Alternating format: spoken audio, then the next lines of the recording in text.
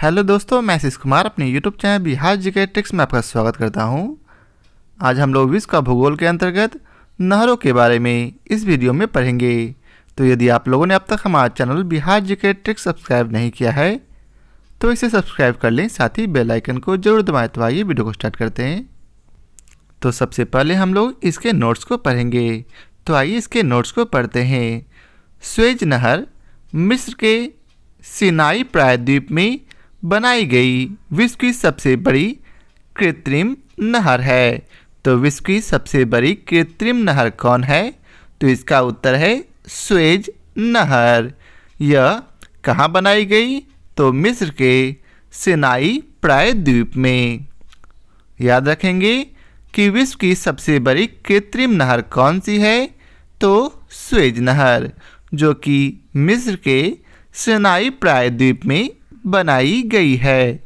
वर्ष 1869 में इसकी लंबाई 164 किलोमीटर थी तथा वर्ष 2015 में इसकी कुल लंबाई 193.30 किलोमीटर थी।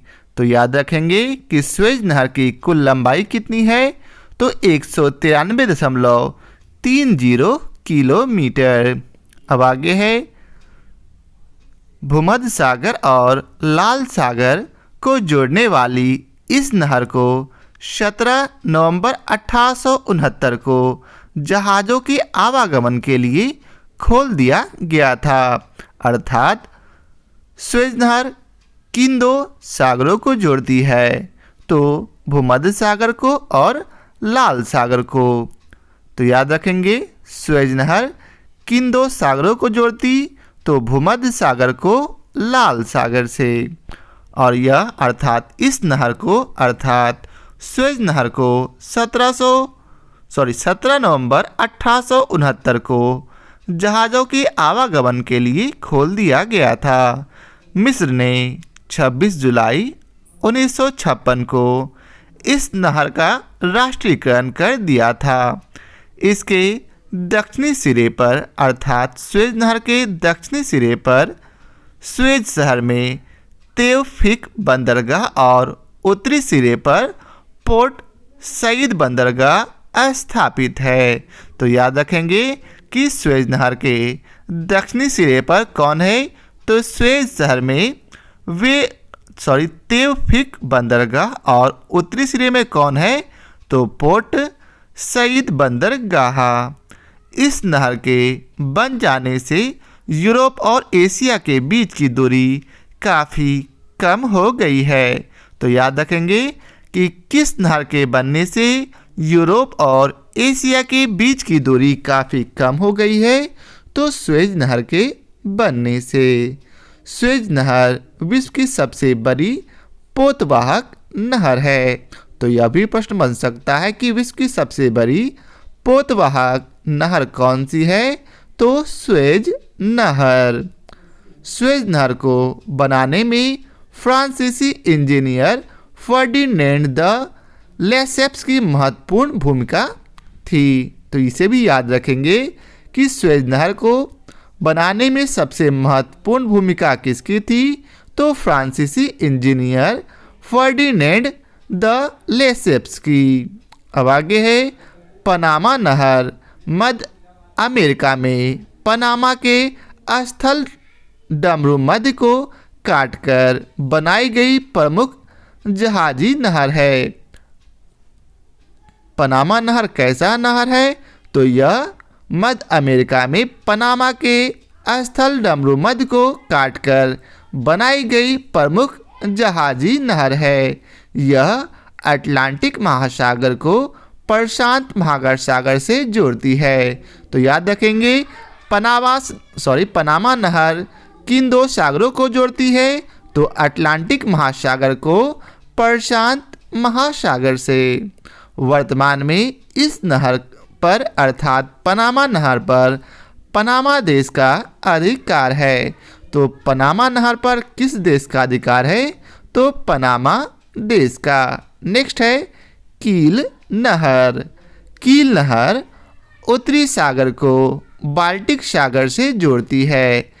कील नहर किन दो सागरों को जोड़ती है? तो उत्तरी सागर को बाल्टिक सागर से। जर्मनी में स्थित यह नहर विश्व की सबसे व्यस्तम नहर है। तो याद रखेंगे कि विश्व की सबसे व्यस्तम अर्थात सबसे बिजिएस्ट नहर कौन सी है? तो कील नहर। नेक्स्ट है सू नहर।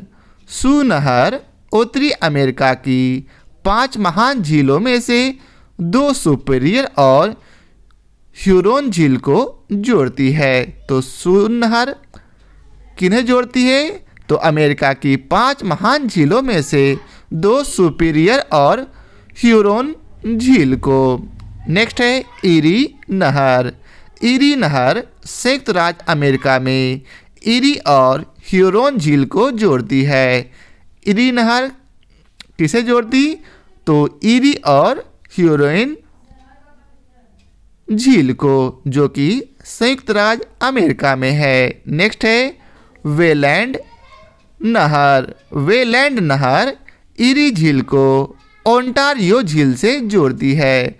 वेलैंड नहर किन्हें जोड़ती?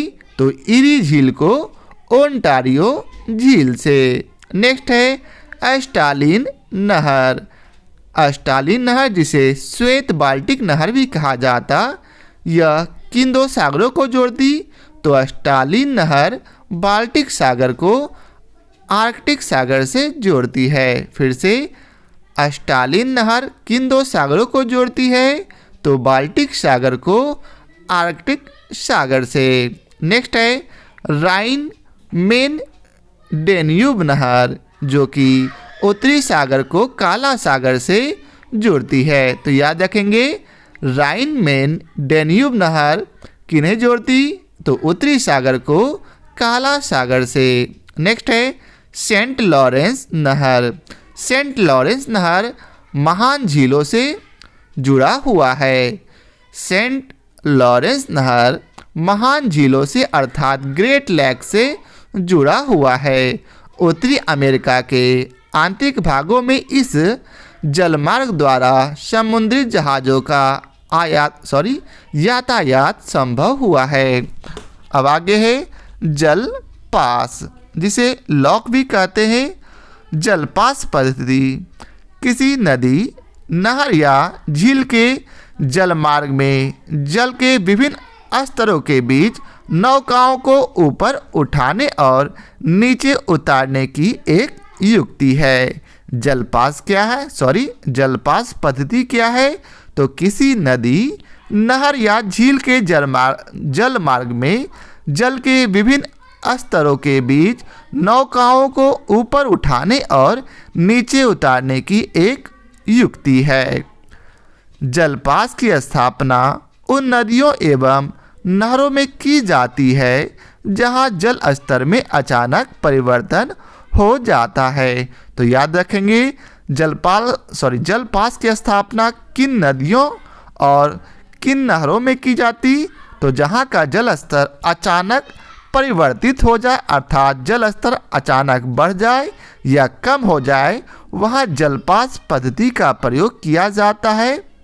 आगे है जलपास का उपयोग कर किसी भी नदी या नहर को आसानी से नौगम्य बनाया जा सकता है। अर्थात नौगम्य मतलब नाव, अगम्य मतलब जाने योग्य, तो नाव के जाने योग्य बनाया जा सकता है। आगे है पनामा नहर, डेन्यूब नदी तथा राइन नदी में जलपास पद्धति का प्रयोग किया गया है। तो याद रखेंगे कि जलपास पद्धति का प्रयोग किन में किया गया? तो पनामा नहर में, डेन्यूब नदी में और राइन नदी में, जबकि स्वेज नहर में इस पद्धति का प्रयोग नहीं किया गया है। तो इसे आप लोग याद रखेंगे कि स्वेज नहर में जलपास पद्धति का प्रयोग नहीं किया गया है। अब आइए चलते हैं इसके प्रश्न कोश को देखते हैं। तो पहला प्रश्न है स्वेज नहर जिनको जोड़ती है वे है? तो इसका उत्तर है सी, लाल सागर को भूमध्य सागर से। स्वेज नहर मिस्र के सिनाई प्रायद्वीप में बनाई गई विश्व की सबसे बड़ी कृत्रिम नहर है। वर्ष 1869 में इसकी लंबाई 164 किलोमीटर थी तथा वर्ष 2015 में इसकी कुल लंबाई 193.30 किलोमीटर थी। भूमध्य सागर और लाल सागर को जोड़ने वाली इस नहर को 1869 ईस्वी में जहाज़ों के आवागमन के लिए खोल दिया गया था। इसी के अर्थात इसके दक्षिणी सिरे पर स्वेज शहर में तेवफिक बंदरगाह और उत्तरी सिरे पर पोर्ट सईद बंदरगाह स्थित है। इस नहर के बन जाने से यूरोप और एशिया के बीच की दूरी काफ़ी कम हो गई है, क्योंकि इसके बनने से पूर्व यूरोप से एशिया और एशिया से यूरोप जाने वाली जहाज़ों को अफ्रीका महाद्वीप का चक्कर लगाकर जाना होता था। स्वेज नहर विश्व की सबसे बड़ी पोतवाहक नहर है। अब अगला प्रश्न है, स्वेज नहर के दोनों सिरों पर स्थित पतन युग्म है कौन कौन से? तो अभी हम लोगों ने पढ़ा पोर्ट सईद और स्वेज शहर। नेक्स्ट प्रश्न है कथन ए, स्वेज नहर बनाने से भारत की पश्चिमी देशों से दूरी कम हो गई है। कारण आर है, स्वेज नहर भूमध्य सागर को लाल सागर से जोड़ती है। नीचे दिए गए कोड का प्रयोग कर सही उत्तर चुनिए। तो इसका सही उत्तर है ए, अर्थात कथन ए कारण आर दोनों सही है और आर ए की सही व्याख्या करता है। अब अगला प्रश्न है, निम्न में से कौन सा संसार की सबसे बड़ी पोतवाहक नहर है? तो अभी हम लोगों ने पढ़ा कौन सा? डी, स्वेज नहर। आगे है, स्वेज नहर के बन जाने के पश्चात भारत और यूरोप के मध्य की सामुद्रिक दूरी में कितनी कमी आई है? तो इसका उत्तर है 7000 किलोमीटर की। स्वेज नहर के बन जाने के पश्चात अर्थात बाद में भारत और यूरोप के मध्य में की सामुद्रिक दूरी में 7000 किलोमीटर की कमी आई है। अर्थात जब स्वेज नहर नहीं बना था तो भारत और यूरोप के बीच 7000 किलोमीटर की अतिरिक्त दूरी तय करनी पड़ती थी, लेकिन स्वेज नहर के बन जाने से 7000 किलोमीटर की दूरी में कमी आई है।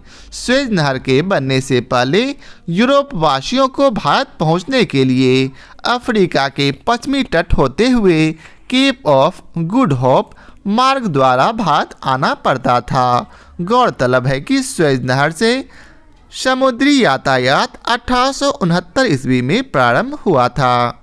अब अगला प्रश्न है, मुंबई से कहाँ जाने के लिए स्वेज नहर से होकर नहीं गुजरना होगा? तो इसका उत्तर है स्वेज शहर। भारत के पश्चिमी तट पर स्थित मुंबई से स्वेज बंदरगाह की यात्रा में स्वेज नहर को नहीं पार करना पड़ेगा, क्योंकि स्वेज बंदरगाह स्वेज नहर के दक्षिणी सिरे पर स्थित है। अतः विकल्प बी सही उत्तर होगा। अब अगला प्रश्न है, पनामा नहर जोड़ती है? तो इसका उत्तर है बी, प्रशांत महासागर एवं आंध्र महासागर को। पनामा नहर मध्य अमेरिका में पनामा के स्थल डमरू मध्य को काटकर बनाई गई प्रमुख जहाजी नहर है। यह अटलांटिक महासागर को प्रशांत महासागर से जोड़ती है। अब अगला प्रश्न है, सू नहर जोड़ती है? तो इसका उत्तर है सुपीरियर और ह्यूरोन को। सू नहर उत्तरी अमेरिका की 5 महान झीलों में से 2 सुपीरियर और ह्यूरोन झील को जोड़ती है। अब अगला प्रश्न है, निम्नलिखित देशों में से कौन सा एक प्रशांत महासागर और अटलांटिक महासागर को जोड़ने के लिए पनामा नहर के प्रतिद्वंदी के निर्माण के लिए योजना बना रहा है? तो इसका उत्तर है निकारागुआ। 4 अक्टूबर 2006 को निकारागुआ के राष्ट्रपति एनरिक बोलानोस की घोषणा अनुसार उनका देश अटलांटिक महासागर और प्रशांत महासागर को जोड़ने वाले जलमार्ग की योजना बना रहा है। कुल 18 अरब डॉलर की अनुमति लागत से बनने वाला यह लिंक मार्ग अगले 12 वर्षों में तैयार हो जाने की संभावना है। अब अगला प्रश्न है, कील नहर जिन्हें जोड़ती है वे हैं, तो इसका उत्तर है उत्तरी सागर और बाल्टिक सागर को। कील नहर उत्तरी सागर को बाल्टिक सागर से जोड़ती है। अब अगला प्रश्न है, निम्नलिखित में से कौन सा अंतर्राष्ट्रीय जलमार्ग का परिचालन जलपास अर्थात लॉक पद्धति द्वारा किया जाता है, तो ये स्टार मार्क्स है।